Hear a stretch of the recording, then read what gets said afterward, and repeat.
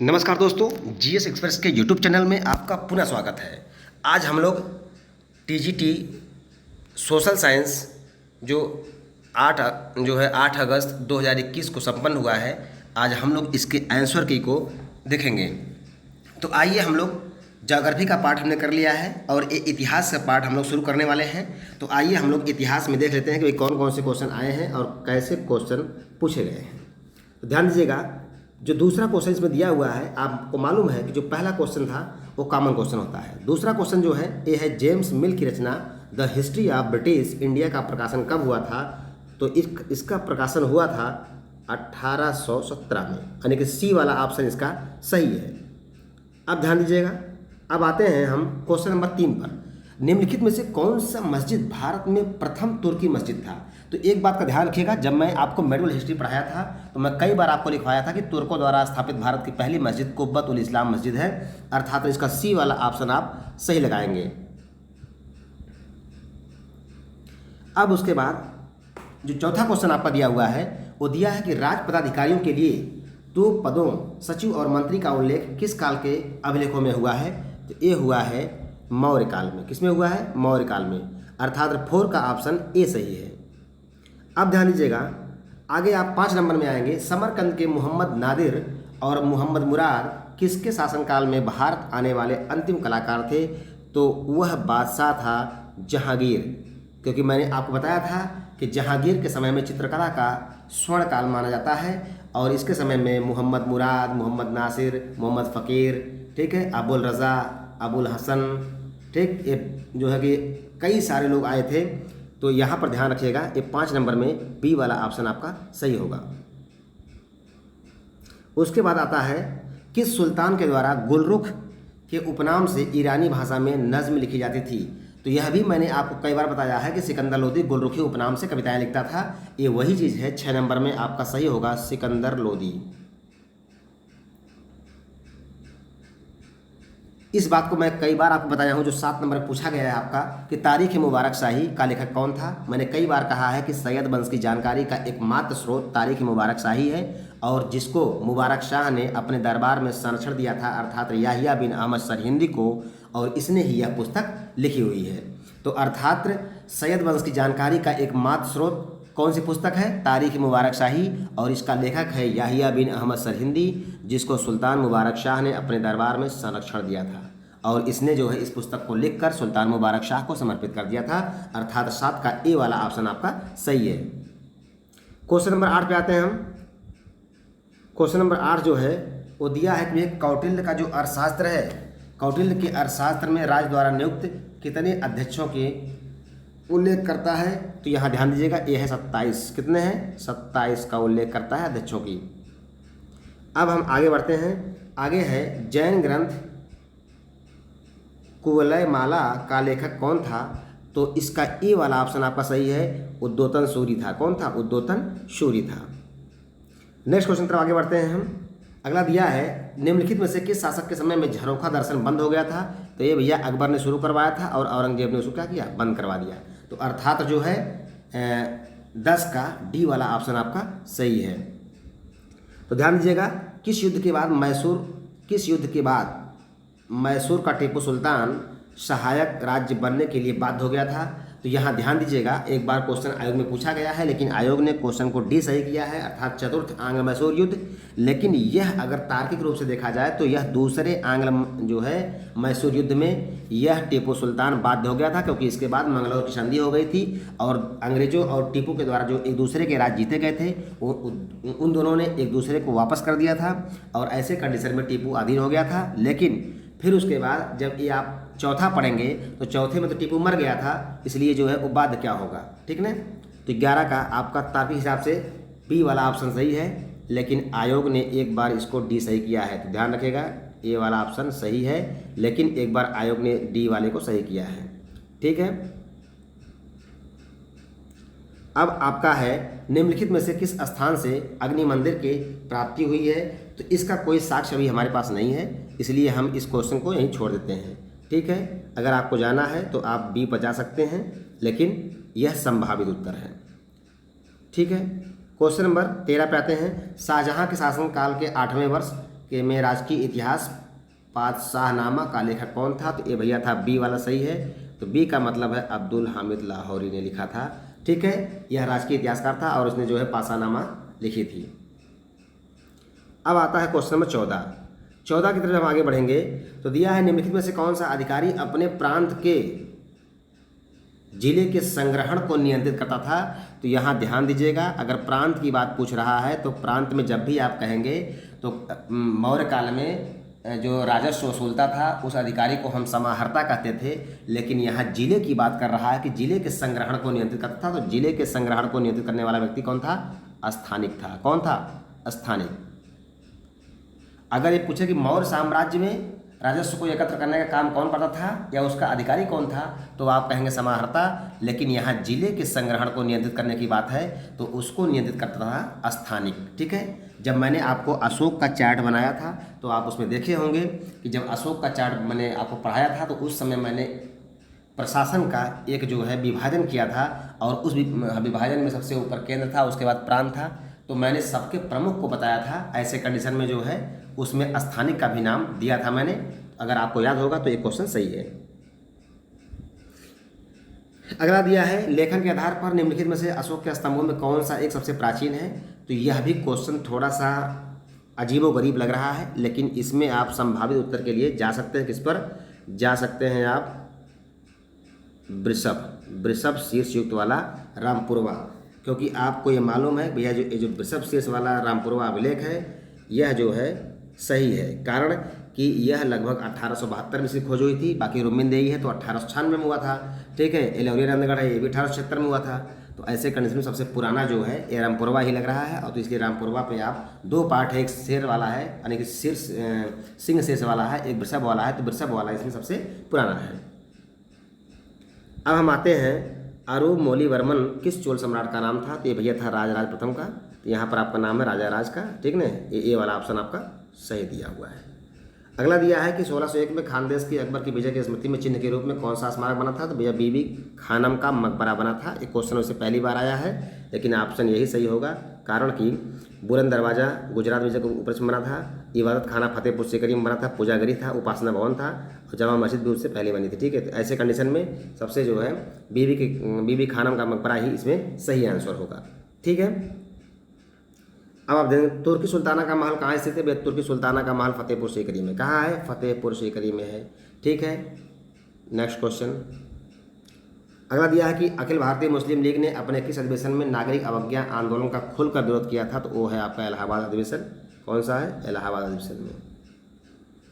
Question number 20 आपका है किस एक्ट के द्वारा भारतीय सिविल सेवा में बहाली की परीक्षा को इंग्लैंड के साथ भारत में कराना सुनिश्चित हुआ। तो वो है गवर्नमेंट्स ऑफ इंडिया एक्ट 1919, अर्थात डी वाला ऑप्शन आपका सही है। अब आते हैं कहाँ से राजदूत औरंगजेब के शासनकाल के समय में आया था। तो वो आया था मक्का से। कहाँ से आया था? मक्का से आया था। सी वाला ऑप्शन आपका सही है। अगला क्वेश्चन है कुलिंगबुत परड़ी का लेखक कौन था। यह था जयगोंडन। कौन था? जयगोंडन था। ए वाला ऑप्शन आपका सही दिया गया है। नेक्स्ट क्वेश्चन की तरफ आगे बढ़ते हैं। निम्नलिखित में से कौन सा शिलालेख धार्मिक संश्लेषण के बारे में कहता है। तो भैया वो है 12वां शिलालेख। कौन सा है? 12वां शिलालेख है, उस पर ध्यान देंगे, अर्थात डी वाला ऑप्शन आपका सही है। नेक्स्ट आगे तरफ बढ़ते हैं। दिया है बौद्ध स्थल नालंदा विश्वविद्यालय का निम्नलिखित में से किसने उत्खनन करवाया था। तो आप जानते हैं कि कनिंघम ने करवाया था, बट जो है कि यहाँ कनिंघम का ऑप्शन तो दिया नहीं है। ठीक है, उसके बाद जो है कि अगर पुरातत्व से देखा जाए कि कोई संबंधित है तो वह है आर डी बनर्जी, इसलिए आप आर डी बनर्जी पर जा सकते हैं। ए वाला ऑप्शन आपका सही हो सकता है। ठीक है, और बाकी किसी का संबंध नहीं इसमें है तो आर डी बनर्जी पर आप जा सकते हैं, क्योंकि क्वेश्चन जो शुद्ध रूप से है वो कनिंघम पर जाएगा, लेकिन कनिंघम ऑप्शन नहीं दिया है। क्वेश्चन नंबर 25 पे हम आते हैं। निम्नलिखित में से कौन सा है फतेहपुर सीकरी में स्थित नहीं है। तो पंचमहल फतेहपुर सीकरी में है, मरियम मकानी का महल फतेहपुर सीकरी में है, जोधाबाई का महल फतेहपुर सीकरी में है। मोती मस्जिद कहाँ है। तो भैया दो ही मोती मस्जिद है, एक है दिल्ली के किले में और एक है आगरा के किले में। ठीक है, जो दिल्ली किले में है उसको औरंगजेब ने बनवाया है और जो आगरा किले में है उसको शाहजहाँ ने बनवाया है। तो ऐसे कंडीशन में ये आपका सही हो जाएगा। कौन सा? मोती मस्जिद फतेहपुर सीकरी में नहीं है। लेकिन क्वेश्चन बहुत विवादित दिया है, इस बात का ध्यान रखिएगा, क्वेश्चन बहुत विवादित दिया है क्योंकि ये बहुत ही आस पास कर दिया है क्वेश्चन को। अब आते हैं हम, निम्नलिखित में से किससे सुधरी हुई मुद्रा पद्धति को स्थापित करने का श्रेय जाता है? तो भैया वो है शेरशाह सूरी। ठीक है, शेरशाह सूरी ने सुधरी हुई मुद्रा स्थापित करने का श्रेय इसको दिया जाता है। और आप जानते हैं इसने चांदी का रुपया भी चलवाया था। अगला है, किस अभिलेख में गुप्त वंश के शासक रामगुप्त का नाम आता है? तो ये ध्यान रखिएगा, रामगुप्त का नाम अगर आपको लेना है तो ये हो सकता है, ठीक है, संजन ताम्रपत्र लेख में इसका जो है कुछ वर्णन मिलता है, लेकिन इसका सही आंसर जो है नहीं हो सकता है क्योंकि इसका एक क्वेश्चन ही कुछ इस टाइप से पूछा है। बहुत सारे क्वेश्चन ऐसे हैं जो बिल्कुल विवादित कर दिए गए हैं। अब ऐसे कंडीशन में जब आयोग इसका उत्तर देगा तो वही सही माना जाएगा, लेकिन आप सी पर जा सकते हैं। अगला है, ऋग्वेद में तसर निम्नलिखित में से किसके लिए प्रयोग हुआ है? तो तसर प्रयोग हुआ है बुनकरों के लिए। किसके लिए? बुनकर के लिए प्रयोग किया गया है, क्योंकि आप जानते हैं तसर जो है कि वह रेशमी जो है पौधा होता था और उसमें जो है कि उसको रेशम की कढ़ाई और वो सब होते थे। तो ऐसे कंडीशन में बुनकर के लिए जा सकते हैं, क्योंकि और कुछ नहीं है, रथ के लिए, लगाम के लिए, चरखी के लिए ऐसा कोई ऑप्शन नहीं है कि रेशम के लिए मतलब इसका इस्तेमाल हो। इसे हम रेशम कहते हैं, उसको ऋग्वेद में तसर कहा गया था। ठीक, तो बुनकर पे आप जा सकते हैं। चलिए अगला दिया है, डीमाकस एक राजदूत सीरिया से किसके दरबार में आया था? तो डीमाकस जो दिया है हम लोग इसको डाइमेकस के नाम से जानते हैं। तो डाइमेकस जो है बिंदुसार के दरबार में आया था।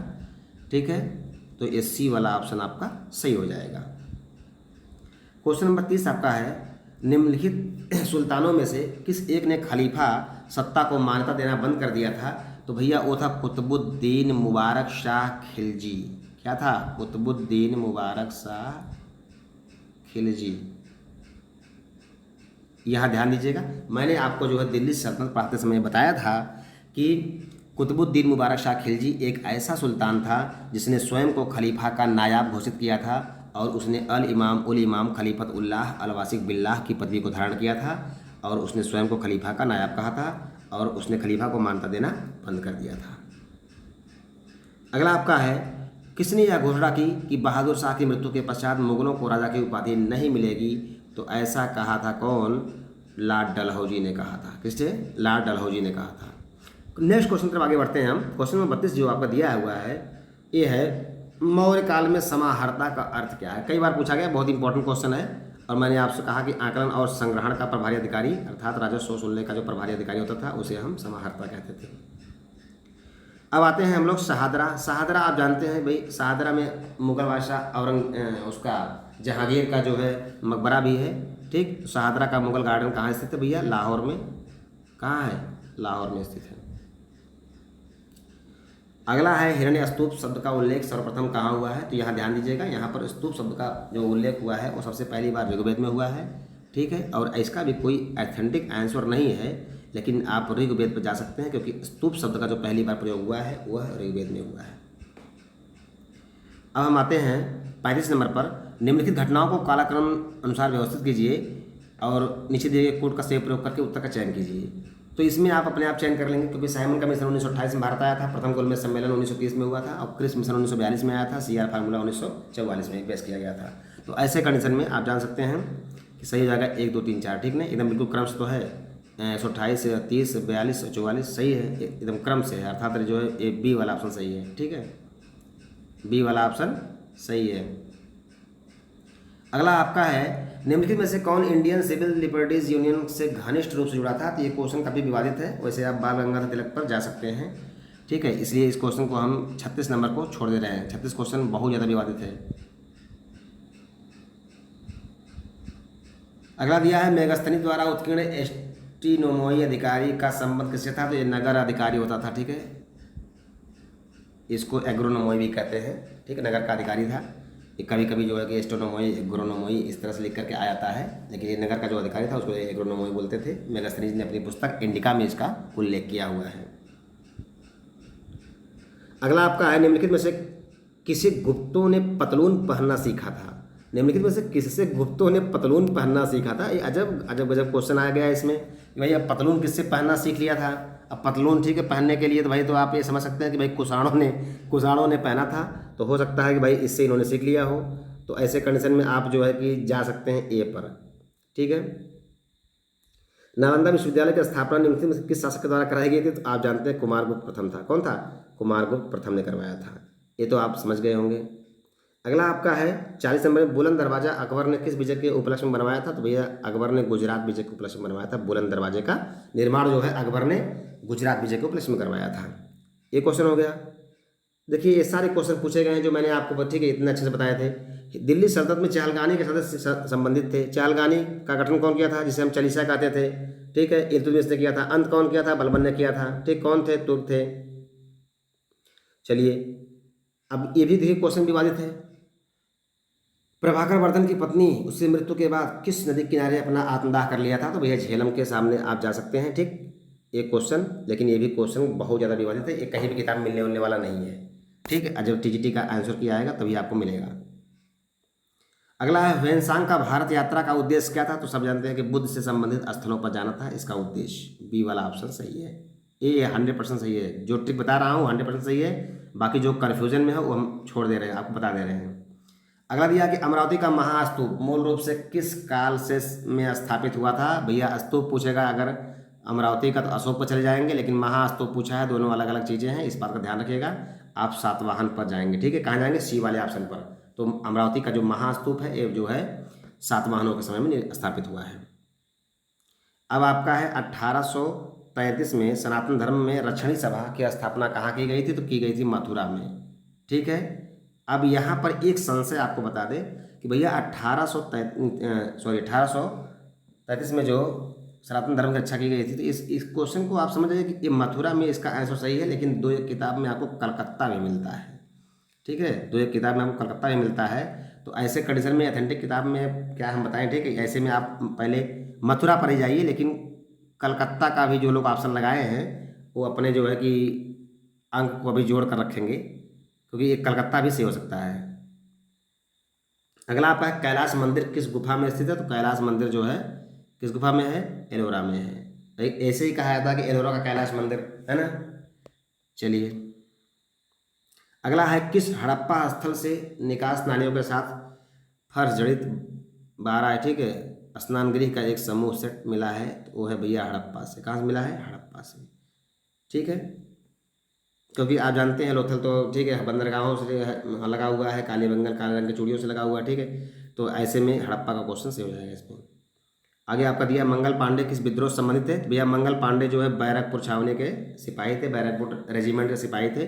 तो ऐसे कंडीशन में मंगल पांडे किस विद्रोह से संबंधित था? तो बैरकपुर। ठीक ना, इसने अपने जो है अपने अधिकारी पर गोली चला दी थी। क्यों चला दी थी? क्योंकि आप जानते हैं कि 1856 में भारतीय सेना में एनफील्ड राइफल शामिल की गई थी, और उसमें जो कारतूस लगता था उसको मुंह से जो है खींच कर तब कारतूस को लगाया जाता था। ऐसे कंडीशन में हिंदू और मुस्लिम दोनों तरह के सैनिक जो है उसमें भाग थे, लिए हुए थे, और ये कहा गया कि यह गाय एवं सूअर की चर्बी से बना है, इसलिए जो है विद्रोह हुआ था। 49 नंबर में है अलाउद्दीन खिलजी द्वारा निर्मित अलाई दरवाजा कहाँ तक जाने का एक प्रवेश द्वार है? तो ध्यान दीजिएगा, अलाई दरवाजा जो है एक कुतुब मीनार का प्रवेश द्वार है। ये वाला ऑप्शन आपका सही है। कुतुब मीनार का प्रवेश द्वार है। किसका है? कुतुब मीनार का प्रवेश द्वार क्या है? अलाई दरवाजा है।